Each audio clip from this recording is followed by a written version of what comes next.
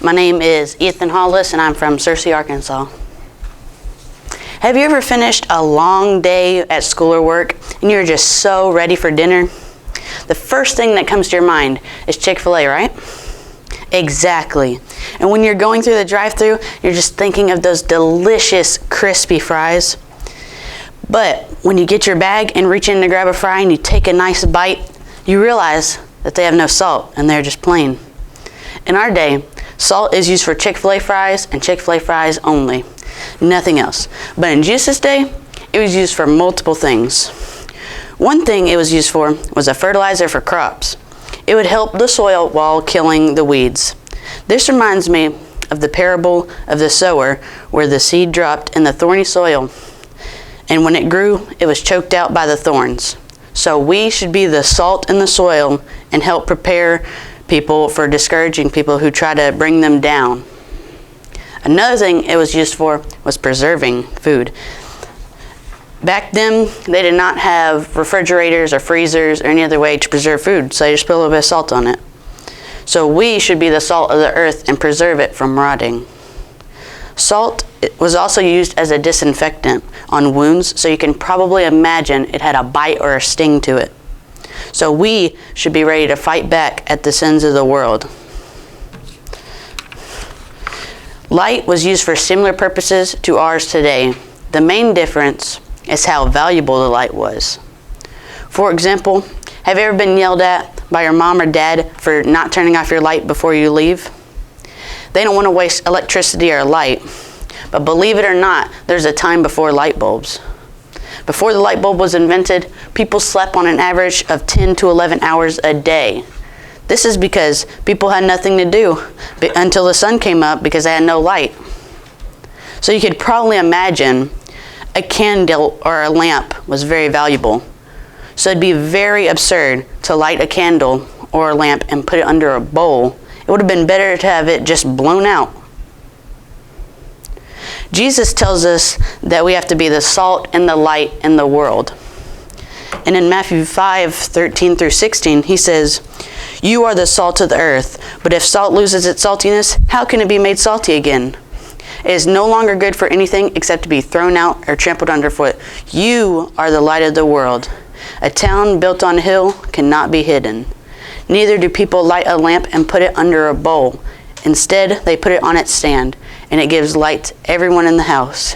In the same way, let your light shine before others, that they may see your good deeds and glorify your Father in heaven." Jesus said we have to be the salt and the light in the world because he wants us to see that we have to have distinction and contact with the world to make a difference in it. We have to have both, though. If you have distinction with no contact, you're like a preacher with the best sermon but no one to preach it to. Or you're like a lamp under a bowl with nowhere to shine. But if you have contact with no distinction, you are like salt that has lost its saltiness and has no purpose but to be trampled underfoot. But with both, you are able to make a big influence on others.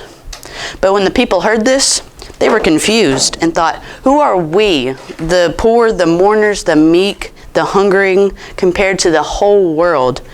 How can we make an influence on others?" But luckily, a little pinch of salt can add tons of flavor to your Chick-fil-A fries, and just a little flashlight can light up a whole room. So little influence can make a big difference.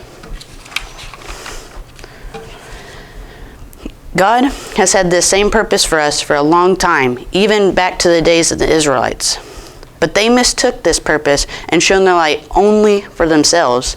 They lost their distinction when they adopted practices from the Canaanites. For example, they took foreign wives. God told them originally to be a blessing of all nations, yet they isolated themselves from the world and lost their contact. It says, "Those who were confident that they were a guide to the blind and a light to those in the darkness became blind guides entombed in their own darkness."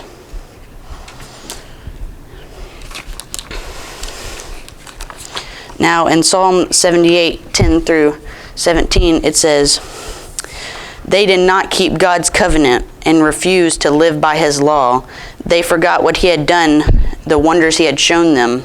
He did miracles in the sight of their ancestors in the land of Egypt in the reign of Zoan. He divided the sea and led them through. He made the water stand up like a wall.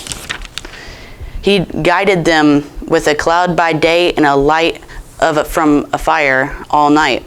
He split rocks in the wilderness and gave them water as abundant as the seas.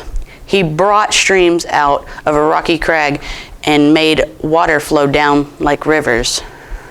But they continued to sin against him, rebelling in the wilderness against the God of the Most High. The Pharisees, they made the exact same mistake as the Israelites. They shone their light only for themselves. They would not associate with any of the unrighteous in any way.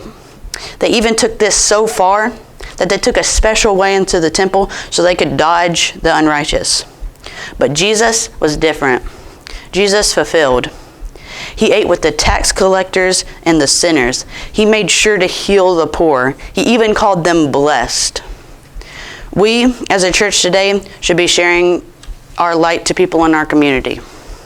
If I were to shine a flashlight in this room right now, there would be no difference. But if I were to turn off the light and shine, it'd fill the entire room with light. Light works best in the darkness, so we should go into the darkness and let our light shine. We have been called by Jesus to be the salt and the light in the world. We have to have distinction and contact with the world to make a difference in it.